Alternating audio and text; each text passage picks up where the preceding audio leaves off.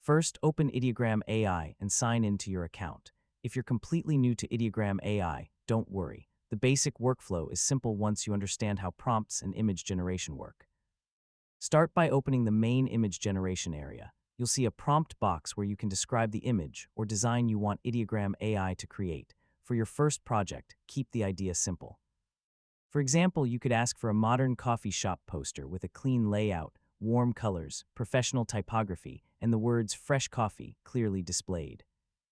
One of the useful things about Ideogram is its focus on designs that contain text, so you can experiment with posters, logos, advertisements, social media graphics, and other text-based visuals.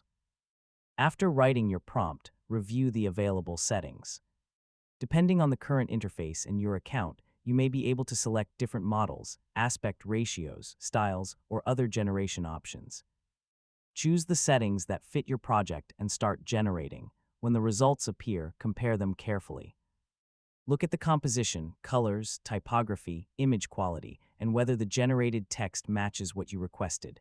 If the result isn't right, improve your prompt and generate another version. You can make your prompt more specific by describing the layout, font style, colors, subject, lighting, and overall design.